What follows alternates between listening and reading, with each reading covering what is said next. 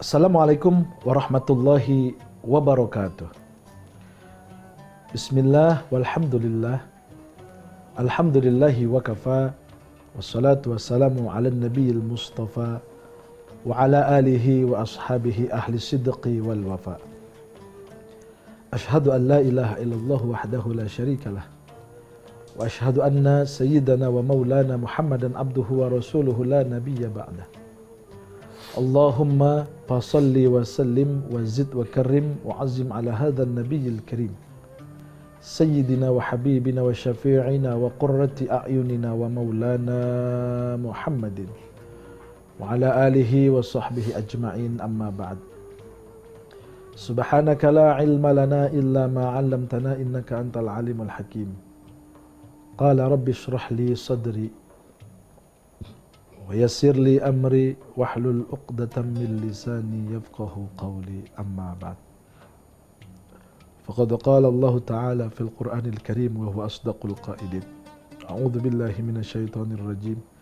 Ya ayyuhalladzina amanu qu anfusakum wa ahlikum nara. Al-ayah. Wallahu a'lamu bimuradih. Sadaqallahul aliyul azim wa sadaqa rasuluhun nabiyul habibul karim wa nahnu ala dhalika minasyahidin syakirin alhamidin walhamdulillahi rabbil alamin. Hadirin pemirsa, Assalamualaikum Nusantara TV One dimanapun berada. Semoga semuanya masih dalam lindungan Allah Subhanahu wa ta'ala, tidak kurang satu apapun, selalu mendapatkan nikmat, mendapatkan berkah, mendapatkan rasa karunia yang sungguh luar biasa. Maka nikmat ini wajib kita syukuri dengan hati, pikiran, dan juga lisan kita. Hati, kita mengakui kebesaran Allah dengan bersyukur. Lisan, kita mengucapkan alhamdulillah, jadi bersyukur. Pikiran, badan selalu beribadah, dan itulah tanda rasa syukur kepada Allah Subhanahu wa ta'ala. Salawat dan salam mudah-mudahan senantiasa teriring kepada penghulu alam, Nabi kita, Nabi yang mulia, Nabi yang tidak pernah lelah untuk mendoakan umatnya, Nabi yang selalu membantu dan menolong umatnya, dan Nabi yang rela untuk menjadi tameng bagi umatnya. Beliaulah baginda Nabi besar Muhammad sallallahu alaihi wasallam, Nabi yang akan kita harapkan syafaatnya nanti di hari kiamat. Amin, amin ya Allah ya rabbal alamin. Pemirsa, Assalamualaikum Nusantara TV One dimanapun berada. Kita yang sudah berkeluarga, kita yang sudah menikah, kita yang sudah memiliki pasangan, tentu ingin mempunyai anak dan keturunan, agar meneruskan garis nasab yang telah Allah berikan kepada kita, agar nanti di hadapan baginda Nabi di akhirat kita akan dibanggakan oleh baginda Nabi. Tazawwajul wadudal walud fa inni mukatsirum bikumul umam. Nikahilah olehmu yang anaknya banyak dan wanita yang kau cintai, karena nanti aku akan banggakan kalian di hadapan para umat-umat yang lain. Tetapi yang harus diingat, ketika kita memiliki anak, kita punya anak, kita memiliki keturunan, ada hal yang harus kita jaga. Karena sejatinya punya anak dan keturunan itu nggak gampang. Manusia tidak gampang untuk diarahkan. Jangankan manusia yang punya akal pikiran, kambing, sapi, dan hewan-hewan yang lainnya yang tidak punya akal pikiran, itu pun masih sulit diatur, terlebih manusia. Maka sudah paham dengan kondisi manusia, Allah mengwanti-wanti kepada kita untuk menjaga keluarga dan keturunan kita. Allah berfirman, a'udzubillahi minasyaitonir rajim, ya ayyuhalladzina amanu qu anfusakum wa ahlikum nar. Wahai orang-orang yang beriman, kata Allah, jaga dirimu dan keluargamu dari api neraka. Artinya ada penekanan yang Allah berikan kepada kita. Anak yang dilahirkan dari rahim istri kita, yang diberikan oleh Allah dari darah dan daging kita sebagai seorang ayah. Yang kita nafkahi, yang kita kasih makan, yang kita pelihara, itu punya potensi untuk membawa kita kepada jurang neraka. Maka Allah telah wanti-wanti, ku anfusakum wa ahlikum, jaga dirimu dan keluargamu. Lalu bagaimana untuk menjaga, mendidik agar keturunan kita mengarahkan anak-anak yang kita lahirkan untuk menjadi pribadi yang menyelamatkan dari jurang neraka? Yang pertama, kita harus ajarkan anak-anak kita ketuhanan kepada Allah, tauhid kepada Allah, keesaan kepada Allah Subhanahu wa taala. Dengan cara apa? Ada tarbiyah qoblal wiladah. Pendidikan sebelum dilahirkannya anak-anak kita. Ketika istri kita masih mengandung 9 bulan, 1 bulan sampai 9 bulan, semuanya sudah diatur oleh baginda Nabi besar Muhammad SAW, yang diajarkan oleh para ulama kepada kita. Ada pendidikan qoblal wiladah, pendidikan sebelum melahirkan, dan pendidikan ba'dal wiladah, pendidikan pasca melahirkan anak kita. Apa tarbiyah qoblal wiladah? Pendidikan apa yang harus kita berikan kepada keturunan kita ketika masih dalam keadaan dalam rahim?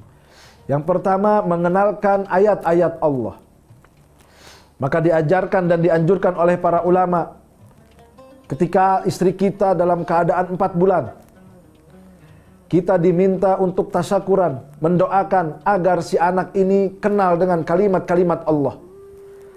Kalimat-kalimat thayyibah, dibacakan Yasin, dibacakan tahlil, tahmid, tasbih, agar anak-anak kita dengar dan mendengar apa yang dibaca oleh jamaah yang kita undang. Lalu setelah itu, jalan 5 bulan, 6 bulan, 7 bulan, anak kita diajarkan untuk diperdengarkan kepada ayat-ayat Al-Quran, ayat-ayat suci Al-Quran, ayat-ayat Allah Subhanahu wa ta'ala.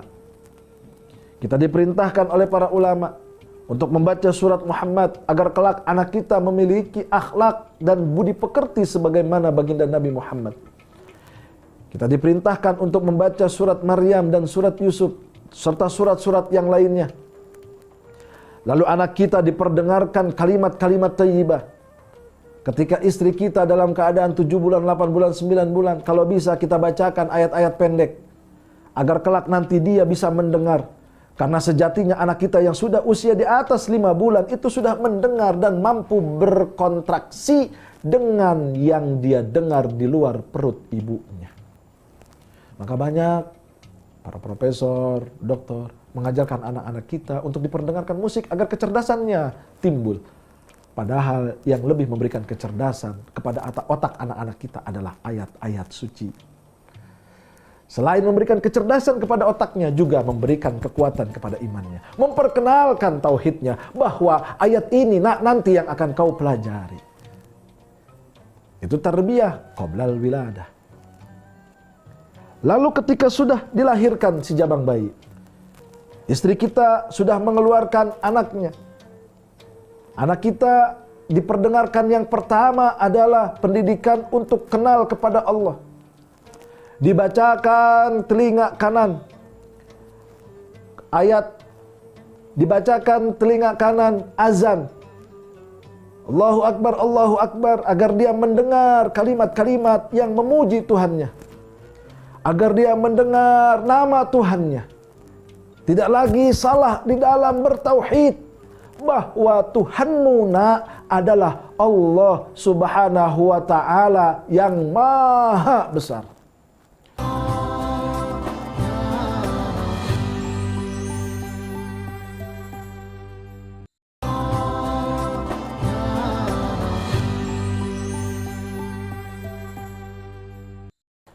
Lalu di telinga sebelah kiri, anak kita dikumandangkan iqamah, panggilan salat, agar anak kita nanti berharap anak kita bisa menjadi orang-orang yang melakukan salat 5 waktu dengan tepat dan cepat. Rajin untuk beribadah kepada Allah Subhanahu wa ta'ala. Karena sejatinya Itulah yang diinginkan oleh Allah kepada anak-anak kita. Lalu diajarkan lagi untuk kenal kepada pengajian. Diajarkan baca Al-Quran. Diajarkan rukun Islam, rukun iman. Diajarkan kenal kepada para anbiya dan rasul. Yang 25 jumlahnya diperkenalkan kepada malaikat-malaikat. Diberikan pemahaman, ada 10 malaikat yang wajib diketahui. 25 nabi dan rasul yang wajib diketahui. Ada lagi rukun iman. Kita jelaskan iman kepada Allah sampai terakhir. Agar anak-anak kita hatinya sudah terisi ketika dia dewasa, sudah terpatri pondasi untuk tauhid kepada Allah Subhanahu wa ta'ala. Karena anak kita ini bisa saja menjadi qurrata a'yun, permata hati belahan jiwa. Bisa saja dia bisa menjadi sebagai musuh, aduun, sebagaimana yang dialami oleh Nabi Nuh dengan anaknya Kan'an. Dan ada kalanya anak kita hanya sebagai hiasan di dalam rumah tangga. Maka kita untuk menjadikan qurrata a'yun, permata hati belahan jiwa, kita harus didik anak-anak kita. Kita masukkan mereka ke pendidikan-pendidikan Islam. Kita ajarkan mereka untuk kenal kepada Allah melalui pondok-pondok pesantren. Kalau masih SD, kita kenalkan dia ke guru-guru ngaji agar dia bisa membaca Al-Quran. Dia belajar dari Iqra, tahu cara mengeja Al-Quran. Sampai nanti dewasa, dia bisa mendoakan kita tatkala kita sudah tiada. Dan orang-orang yang diberikan pendidikan pengajian, pendidikan ngaji, pendidikan pesantren, pendidikan Islam, anak-anak kita akan menjadi pembela. Bukan menjadi musuh. Qurrata a'yun. Maka kita suka berdoa. Rabbana hablana min azwajina wa dhurriyyatina qurrata a'yun waj'alna lil muttaqina imama.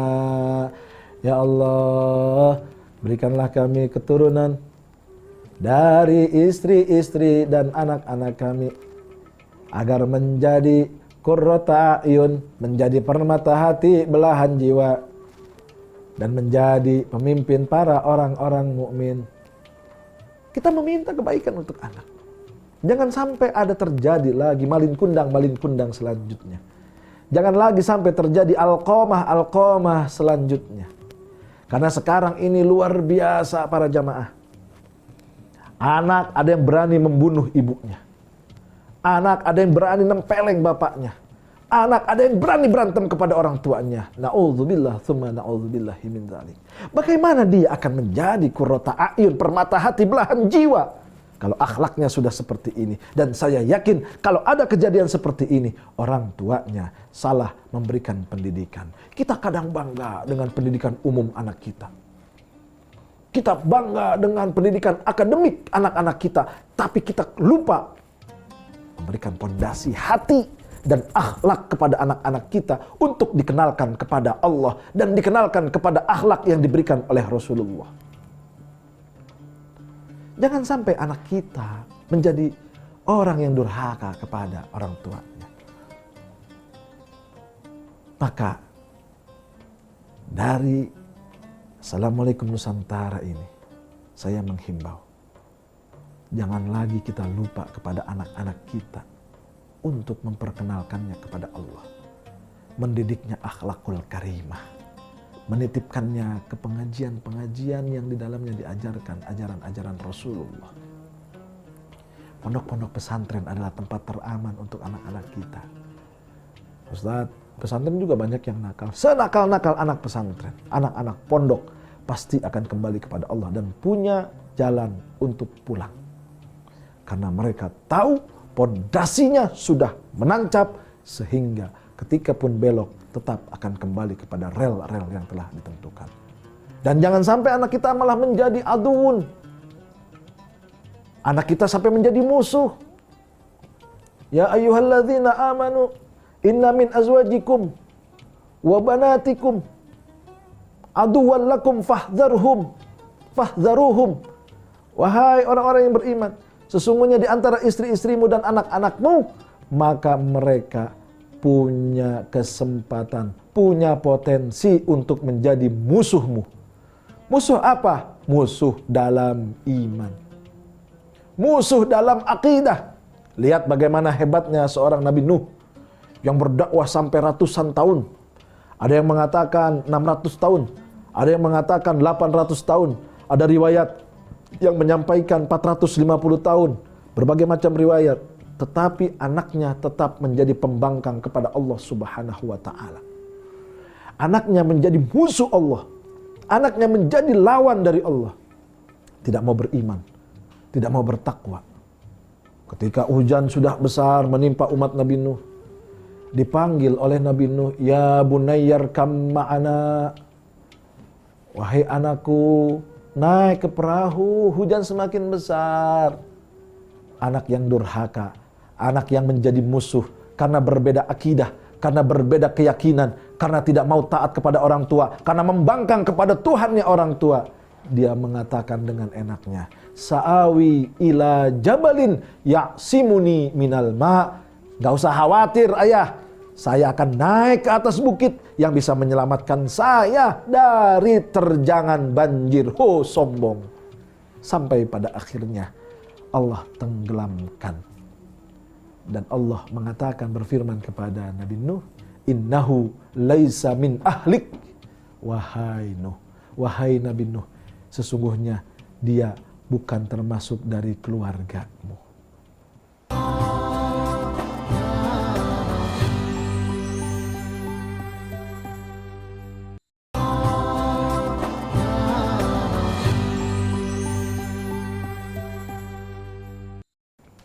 Bukankah kita menginginkan permata hati belahan jiwa, yang ketika lahir kita timang-timang, kita senang menunggu kelahirannya, setelah lahir kita senang dengan kelucuannya, setelah dia beranjak dewasa kita senang dengan kecerdasannya. Tapi jangan sampai kesenangan kita yang dari awal sampai pertengahan hancur karena akhlak dan iman dari anak kita yang rusak. Maka sekarang ini ya Allah, sungguh banyak kerusakan moral, banyak moral, banyak kejelekan moral yang timbul karena anak-anak kita tidak lagi dididik untuk kenal dengan pengajian. Dianggapnya pengajian sudah selesai ketika SMP.